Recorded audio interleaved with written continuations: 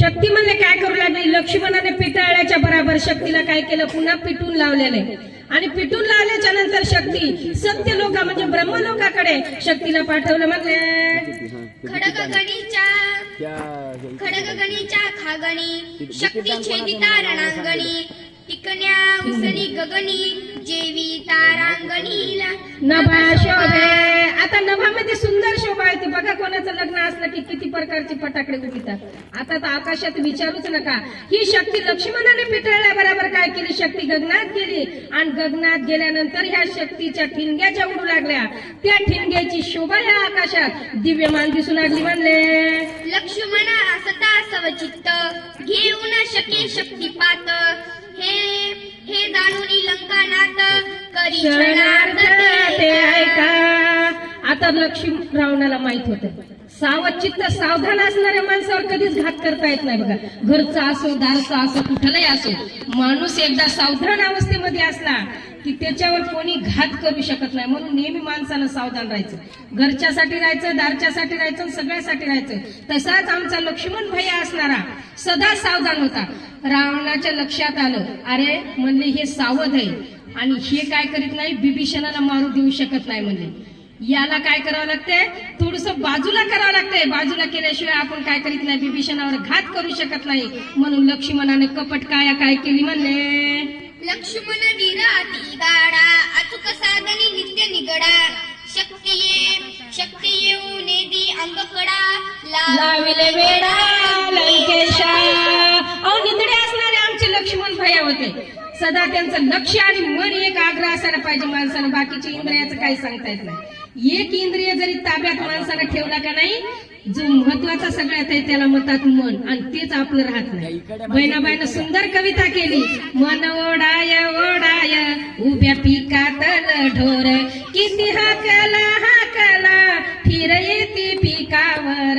मनाची उपमा बहिणाबाईच करू जाणं, कारण मन एवढं चंचल आहे म्हणे. मन एवढ जसा खसखसीचा दाना, मन एवढ त्यात आभाय मावना.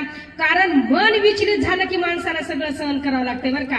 म्हणून आता लंकेशाला वाटलं हे लक्ष्मणाचं मन आपण एकदा विचलित करावं आणि जोपर्यंत मन एकाग्र आहे तोपर्यंत आपण याच्यावर घात करू शकत नाही. म्हणून माणसानं मनच एकाग्र ठेवायचं बरं का. कुठेही बसा तुम्ही, शरीर कुठेही राहू द्या, फक्त मन लाग रे लागो गुरु भजनी.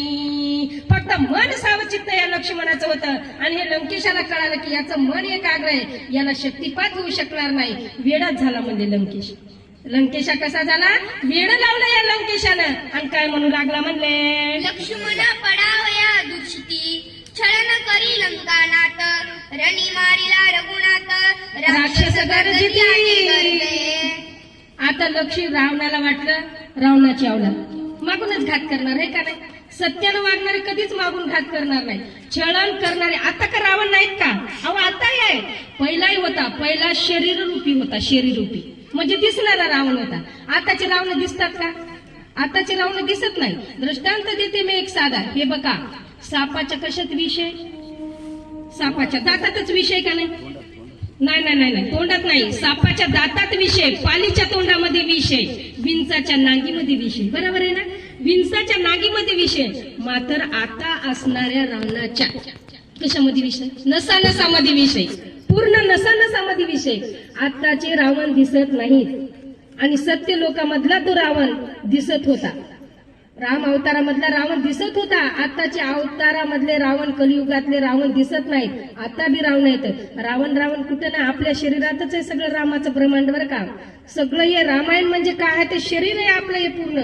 याच्यामधला रावण आपल्याला काल होळीमध्ये जाळायचा होता, ते जाळीत नाहीत आपण. म्हणून या रावणाला काय केलं, कारण ह्या राक्षसाची औलाद किंवा राक्षसाच्या वृत्तीचे लोक छळणच करतात. हे म्हणलं काहीतरी आपण छळण करावं, कपट करावं. म्हणून रावणानं काय केलं म्हणले रावणाच्या निजबाणी राम पडला रणांगणी लक्ष्मणे एकता हे वाणी काया वाचा मनी विकळ केला. काया वाचा मनी विकळ केला. कारण या लक्ष्मणाच्या काय केलं, मन विचलित करण्यासाठी रावणाने एक छळण केलं आणि छळण केल्याच्या नंतर म्हणला बापा रणांगणात राम मेला. आता रामाला मरण आहे का, राम कुठे, हृदयामध्ये आत्मा रामू. तो सुखाचा आराम. आपल्या हृदयामधला राम गेला उचला म्हणतात. मग रामाला मरण असेल का? रामाला मरणच नाही ना. राम मरणार नाही, पण रावणानं छळण केलं की बापा राम मेला. आणि राम मेला बराबर म्हणल्या बराबर काय झालं, लक्ष्मणाच्या कानावर काय झाले, शब्द पडले. शब्द पडल्याच्या नंतर लक्ष्मण काय झाला म्हणले, काया म्हणजे शरीराने, मन म्हणजे मनाने, काया वाचा आणि वाचेने सुद्धा लक्ष्मण भैया काय झाले, विकळ झाले म्हणले. मन झाले सचित धनु आम्हाला पुढेच घ्यायचं काम चालू आता. खाली मग दुसरं हो. आता झाली पाहिजे ना लोकं. बरोबर. 2-3 घेऊ द्या, बसा कोणाला बसायचं असेल. बरोबर. हो हो. मन झाले सचित धनुष्य विकळ केला हात रामा विहरे आधी दूषित तव शक्तिपात आदळला. राम थोडा हृदयातून बाजूला झालं म्हणजे रामाचं विस्मरण झालं. रामाचं विस्मरण त्या तिथं लक्ष्मणाला झालं. झाल्या बराबर काय झालं, शक्तिपात आदळला. राम विसरला म्हणून शक्तिपात आदळला बरं का. रामाचं स्मरण विसरल्या गेलं म्हणून त्या ठिकाणी लक्ष्मणाला काय झालं, शक्तिपात आदळला गेला. कुंडलिका वरदे हरी विठ्ठल श्री ज्ञानदेव तुकाराम पार्वती पदे शिव हर हर महादेव. अवधूत चिंतन श्री गुरुदेव दत्त गोपाल कृष्ण भगवान की जय. याच्यानंतर वाचक म्हणून श्री हरिभक्त परायण आत्माराम बोबडे माटेगावकर हे राहतील. सूचक दुसरे मामानं नाव द्यायचं कोणीकडे गेले.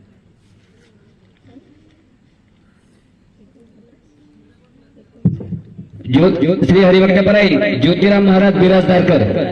चला वाचक सूचकाला सूचना हजर रामन